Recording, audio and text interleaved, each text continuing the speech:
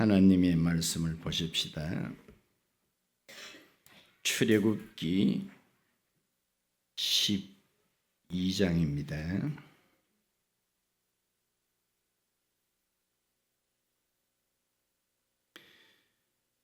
(12장) 12절에서 14절까지 보시겠습니다. 12절. 내가 그 밤에 애굽 땅에 두루 다니며 사람이나 짐승을 막론하고 애굽 땅에 있는 모든 처음 난 것을 다 치고 애굽의 모든 신을 내가 심판하리라. 나는 여호와라. 내가 애굽 땅을 칠 때에 그 피가 너희가 사는 집에 있어서 너희를 위하여 표적이 될지라. 내가 피를 볼 때에 너희를 넘어가리니 재앙이 너희에게 내려 멸하지 아니하리라. 너희는 이날을 기념하여 여호와의 절기를 삼아 영원한 규례로 대대로 지킬지니라. 아멘. 어떤 금슬이 아주 좋은 노 부부가 있었어요. 그래서 누가 물었어요. 어떻게 오랫동안 금술이 그렇게 좋을 수가 있냐 물으니 이 영감이 이렇게 말해요. 살아오면서 작은 일들은 마누라 할마씨가 결정을 하고 큰 일들은 영감제의 자기가 결정을 한다는 거예요. 그러니까 그럼 그동안 큰 일이 얼마나 있었나요? 물으니까 영감이 하는 말, 지금껏 단 한 번도 없었다는 거예요.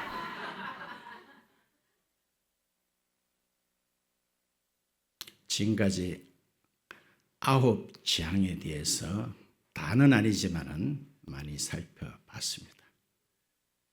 어쩌면 그 재앙들이 크게 느껴지지 않을지 모르겠습니다만은 오늘 엄청난 사건이 벌어집니다. 어떤 불치의 벽을 가진 환자가 있었어요. 병원에 입원했는데 그 병원에 의사가 이런 말을 해요. 당신 이 병으로 인해서 절대로 죽지 않는다. 다 낫는다는 거예요. 이 환자가 너무나 기쁜 소식이지만은 무슨 근거로 저렇게 자신 있게 말하는가 싶어서 물어봤어요. 그러니까 이 의사가 하는 말, 이 병은 열에 9은 다 죽는다는 거예요. 근데 우리 병원에 지금까지 다 9명 다 죽었는데 이제 당신이 살 차례라는 거예요.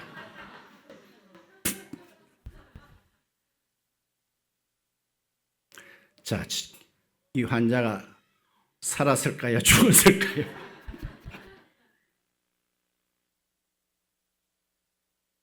아홉 가지 재앙이 하나님의 말씀대로 다 이루어졌다면 이 남은 하나의 재앙도 성사되지 않을까요? 이제 그 10번째 마지막 재앙으로서 이 재앙의 특이한 점은 하나님이 직접 개입하신다는 거예요. 순차적으로 다 보았으면 좋겠습니다만은 그렇게 할 수 없어서 오늘 11장의 4절 한번 볼까요? 11장 4절에 모세가 바로에게 이르되 여호와께서 이와 같이 말씀하시기를 밤중에 내가 애굽 가운데로 들어가리니. 누가? 여호와께서. 내가 직접 밤중에 애굽 땅에 쳐들어가신다는 겁니다.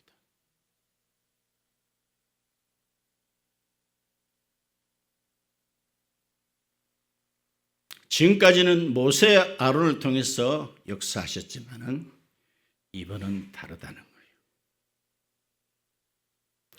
바로 왕은 이것을 어느 정도 아는 듯 자기 스스로 자기 조디로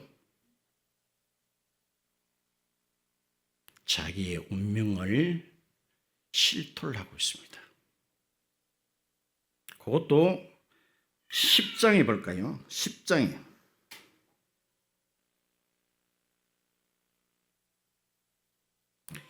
28절에 바로가 모세에게 이르되 너는 나를 떠나가고 스스로 삼가 다시 내 얼굴을 보지 마라. 네가 내 얼굴을 보는 날에는 따릅시다. 죽으리라. 말한 대로 됐습니다. 이제는 모세를 다시 볼 일이 1도 없습니다.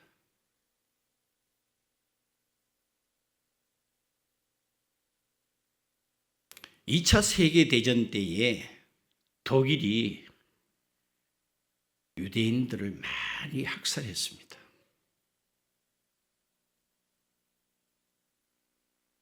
유대인 수용소에서 매일 처형을 합니다. 그들 눈에는 사람으로 보이지 않았겠죠.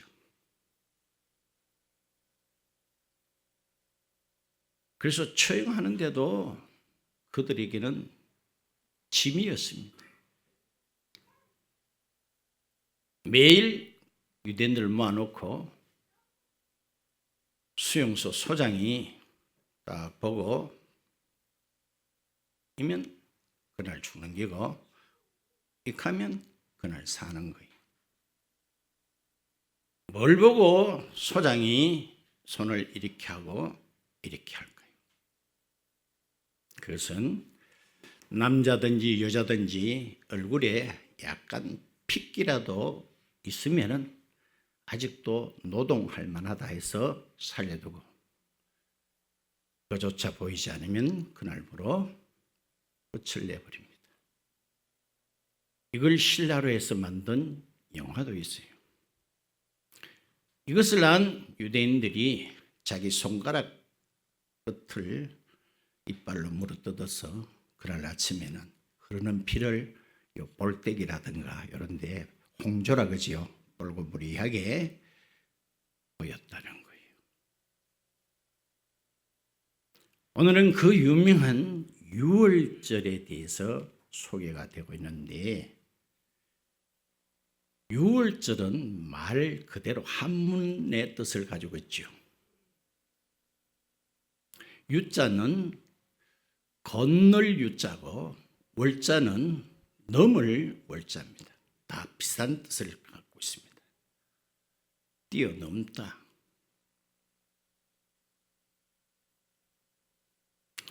학교 다닐 때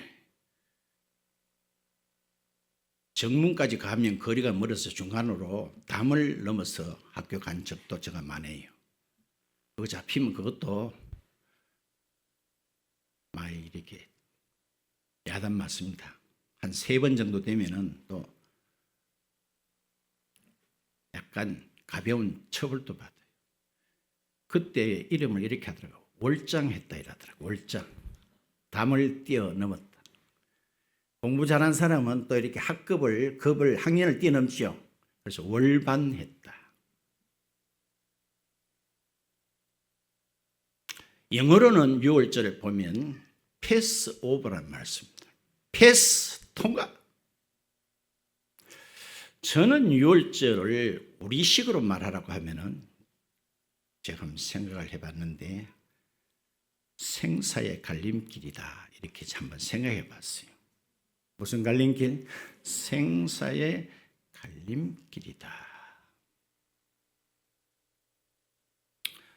자, 이 6월절에는 양을 잡는데 그것도 흠이 없는 어린 양을 잡는다라고 말씀하고 있습니다. 12장 오늘 5절에 너희 어린 양은 뭐 없고 허먹고 1년 된 수컷이라고 그래 말하고 있으면서 이 양을 잡고 난 뒤에 거기서 나오는 피를 7절에 그 피를 양을 먹을 집 좌우 문설주와 임방에 바르고 그래 되어 있습니까? 문설주와 임방은 사람들이 드나드는 출입구 거기에 설주는 좌우 기둥이고 임방은 그 위에 걸쳐 놓는 기둥을 임방이라고 합니다.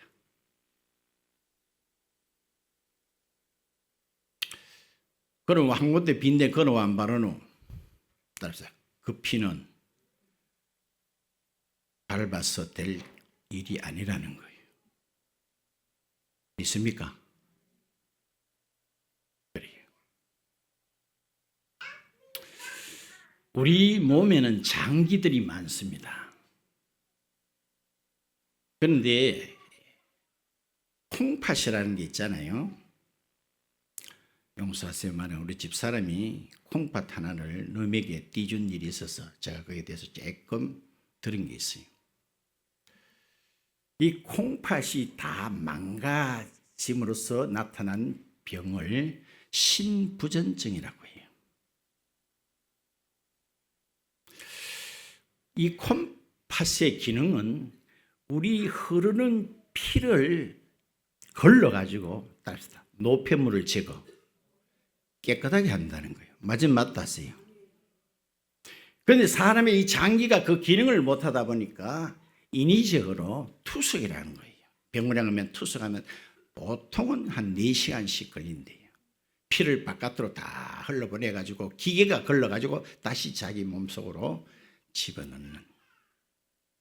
굉장히 힘도 들고 돈도 많이 들고. 자, 우리 사람 몸에 피가 약 20%만 없어도 죽는데요. 뿐만 아니라 지금 말하겠죠. 신부전증. 피가 깨끗이 못해도 죽는다는 거예요. 맞아. 그래서 콩팥은 그것을 깨끗하게 걸러주는 기능을 가진 장기라는 거예요. 이제 예고한 대로 그날 밤에 죽음의 사자가 집집마다 이렇게 방문을 합니다. 여러분들 10개라는 영화를 보신 기억이 있을 거예요. 그 밤에 아주 뭡니까? 시커먼 연기들이 집마다 다 스며드는 그런 광경이 있었죠. 이때에 애굽 사람이나 이스라엘 사람이나 얼마나 불안했을까요? 날 좀 보소.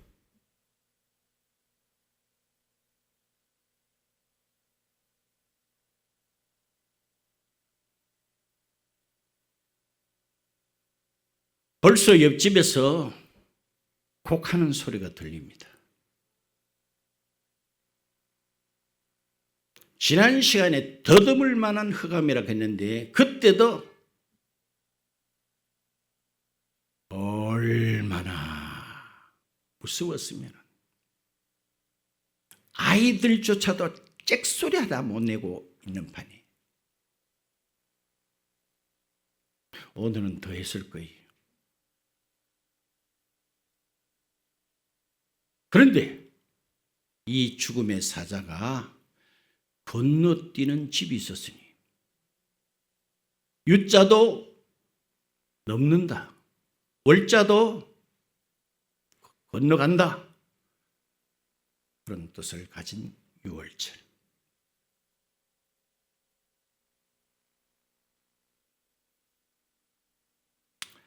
자, 죽음의 사자가 어떤 집은 건너뛰었다 그랬어요. 왜 건너뛰었다 그랬어요?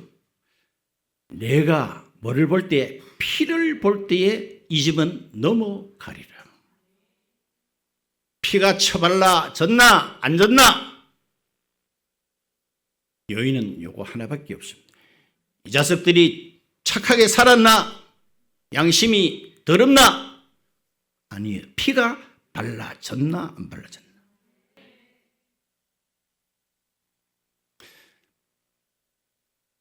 반쯤 발란 집은 반만 지키고 지나가지요. 반 지키고 지나가지요.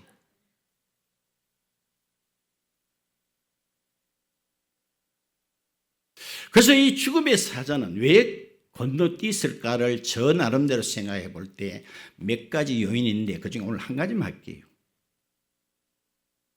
그것은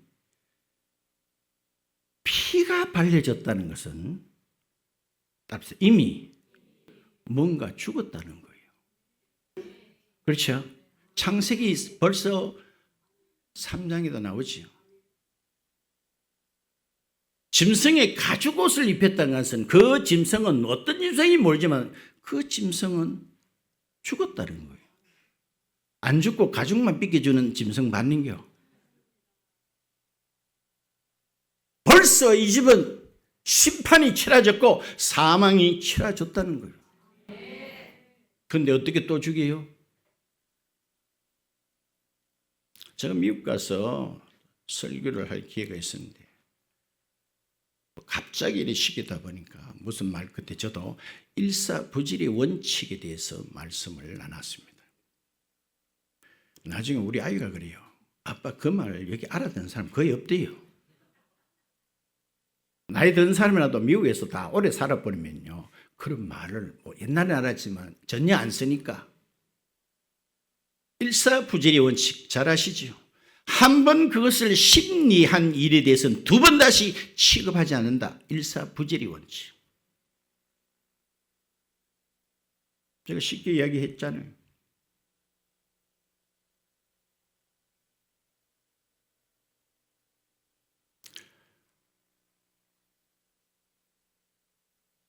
윤별 집사가 죄를 크게 지어서 총살로 빠방 죽었어요. 그런데 3일 후에 저 동성로에 뻘뻘 돌아다녀. 이게 뭐 또 이런 게 있는 가서 또 잡아가 지키지는 않는다 그 말이에요. 한 번 그 일을 처리했다면 다시는 심리하자는 게 만국통상회의 법에도 일사부질의 원칙이 있어요.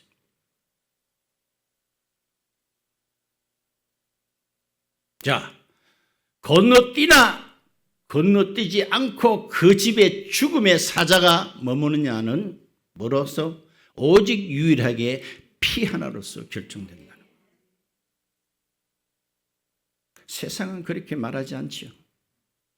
만약 그렇게 있다면 뭐 소가지가 더럽나 안 더럽나 뭐 이래 이야기 오늘 성경은 한마디도 그런 거 없습니다. 피가 발라졌나 안 발라졌나. 지난 시간에도 말씀드렸습니다. 설령 애국 사람이라 할지라도 야! 피가 안 발려지면 내일은 엄청난 일이 발생한다. 그것을 듣고는 그 사람 가운데도 바르는 사람이 있었을 거예요. 앞에 봤잖아요. 비록 바로의 시대라 할지라도 하나님의 말씀을 두려워하는 자들은 그 호박띠 같은 우박 안 맞았지요? 만약에 거꾸로 설령 이스라엘 사람을 할지라도 따릅시다. 그거 처바른다고 뭐 살 일이 있겠나? 그런 사람은 안 말랐겠죠? 맞아 안 맞죠? 똑같지 않나요? 그거는 애굽이라고 이거는 이스라엘이라고 구분되어진 게 아니고 처바르나 안 처바르나 기준은 그거 하나밖에 없어요. 오늘 처음에 똑같습니다. 많은 사람은 그거 바른다고 천당 갈 일 같으면 내 벌써 10번이라도 더 처발랐다. 그런 소리 해제키죠. 예수 믿는다고 천당 간다면 내 말 벌써 믿었다. 그들은 조롱합니다. 그거 믿는다고 구원받을 일이 있나?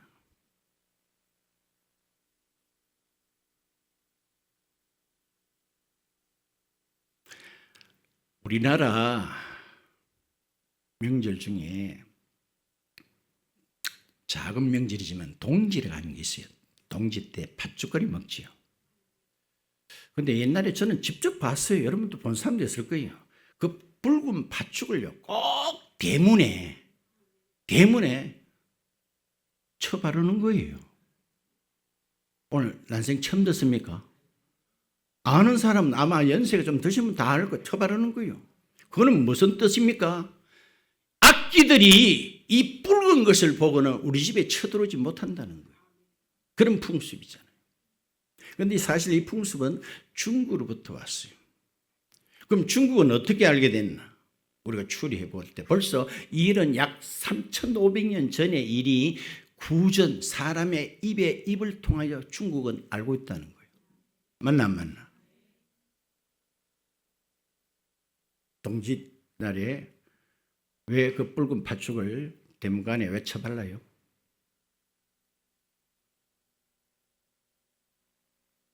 그렇죠?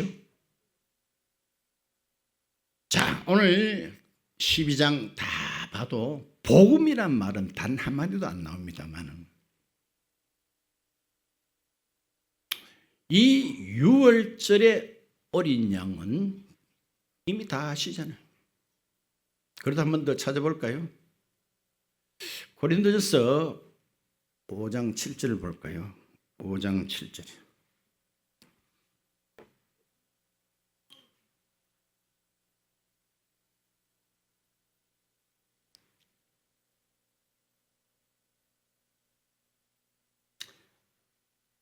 하반절 보세요. 우리의 어떤 양? 유월절 양 곧 그리스도께서 희생되셨느니라. 그래서 예수 그리스도는 정확하게 유대인들의 절기 유월절 때 돌아가셨어요. 그러니까 벌써 3,500년 전에 누굴 예표해요? 정확하게도 예수 그리스도를 예표하고 있습니다.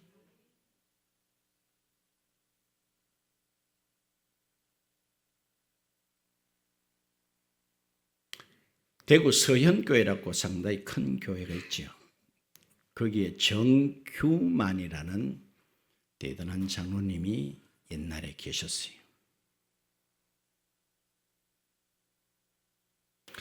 이분이 젊었을 때에 교회는 나오지만은 그야말로 나이롱이고 주일도 제대로 안 지킨 사람. 교회 와도 늦지막히 어슬렁어슬렁. 한 번은 늦게 오는 그 사람을 향하여 조집사 그 자리에 서세요.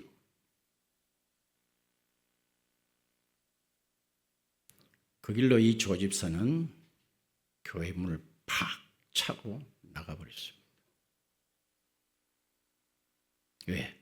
목사라는 적자가 여러 사람 앞에서 나인데 수모를 줬다는 거예요. 그래서 이 사람은 취미가 낚시가 굉장히 취미고 하는 일은 이 사람은 한의사, 그 당시에 자기가 공부해서 자격증 받은 건 아니지만 윗때부터 어깨너머로 배운 한의사. 그날따라 못새 가가지고 낚싯줄을 던졌는데 그것도 제깍. 성경의 요나가 제대로 안 가고 반대 방향으로 갈 때에 따라서 배가 탁 대기하고 있듯이 제깍 팔뚝만한 잉어가 올라왔어요. 이야, 오늘 낚시 잘하러 왔다. 그래가 이 사람이 잉어는 어디 좋은 거 잘 알잖아요. 그래가 큰 가마솥에 잉어를 몇 시간 꼬고 있습니다. 제가 말씀드린 거는 실화입니다. 하도 그분이 유명합니다. 네이버도 유튜브에 들어가 보세요. 조규만 장로에 대해서 나오는 상세히 나옵니다. 근데 일이 어떻게 이렇게 돼요? 그 솥뚜껑을 열어놨어요. 물이 아마 펄펄 넘으니까 그렇겠지요.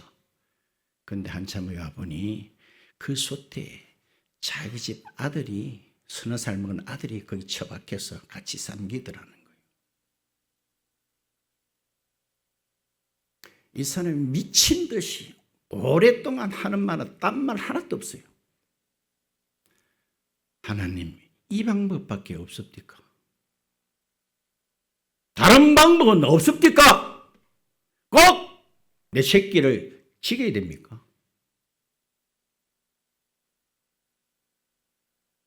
딴 말 안 해요. 하나님, 이 방법밖에 없습니까? 근데 이분은요, 대단히 나중에 아주 훌륭한 장로님이 되셔가지고 그 당시에 돌로 만든 동양에서 가장 큰 교회라 그랬어요. 거의 이분이 건축비를 내가지고 짓다시피 했습니다.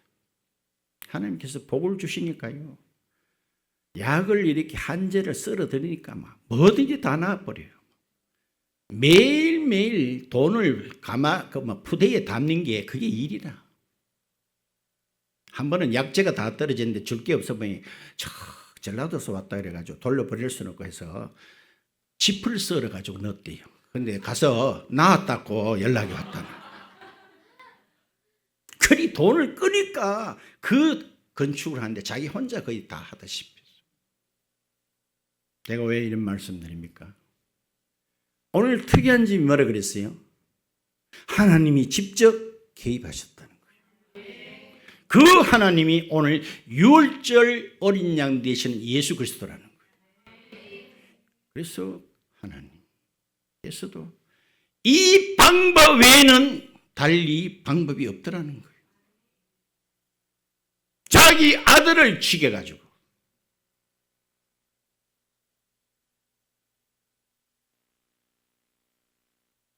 그렇죠?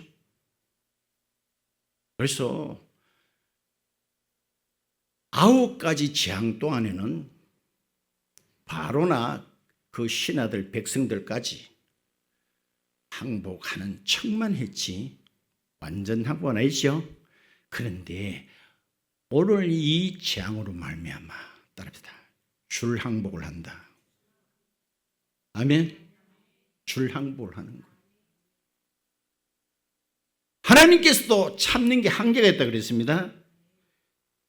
그래서 여러분들 성경을 이렇게 한 번씩 이렇게 집에서도 보시기 바랍니다. 성경 정말 놀라운 책이에요. 저는 세상에 책도 이렇게 많이 있는 거 압니다만 그런 책들은 저인데 감동을 별로 못 줘요. 왜? 그건 인간이 쓴 책이기 때문에.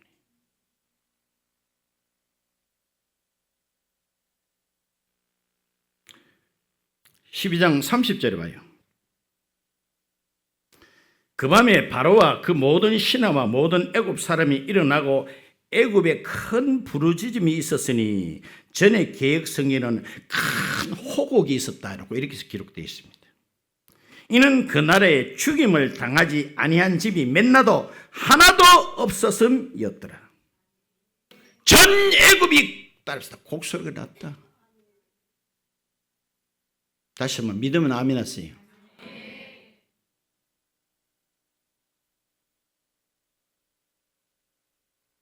항복하겠어요? 안 하겠어요? 그러므로 여러분들 예수님께서 어린 양의 희생이 되었습니다. 구체적으로 그분께서는 거룩한 피를 흘리셨습니다.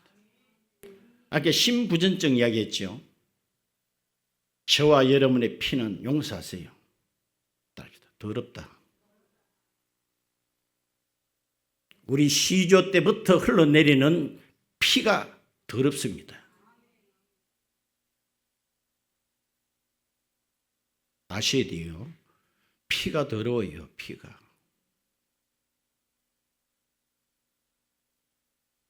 그대로 전해지죠. 말 안 들으니까 이렇게 합니다. 꼭 지혜비 닮아가지고.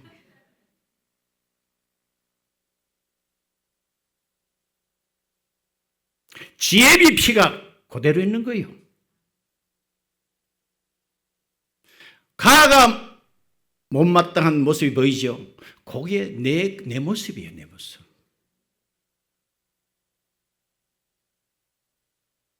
그래서 더러운 피에는 따릅시다. 똥파리들이 달려든다. 아시겠어요? 이거 좀 깨우세요.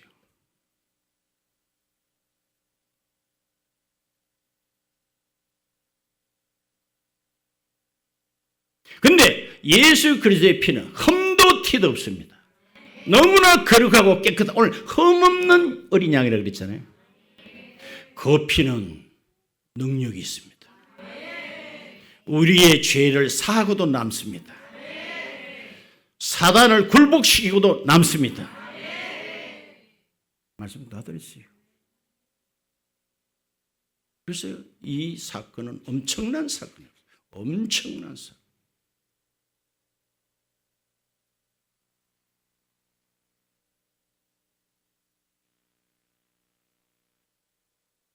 결국 당신의 아들 예수 그리스도가 개입 안 하면 안 되었다는 거예요. 그래서 완전한 승리요, 당신의 백성에게는 완전한 해방을 가져오는 사건이 된 겁니다.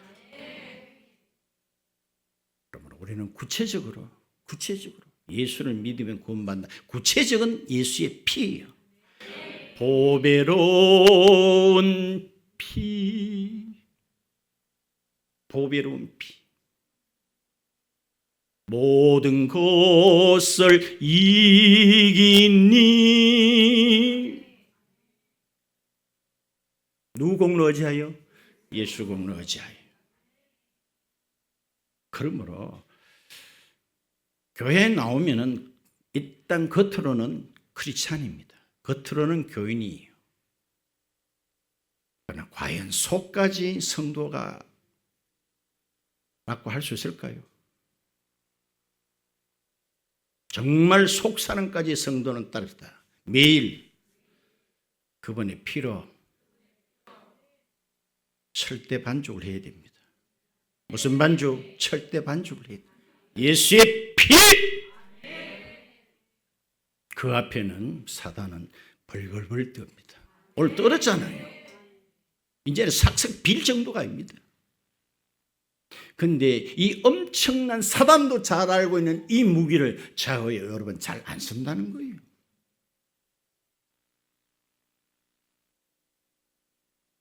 모든 일 앞에 예수의 피, 그 사람이 진정한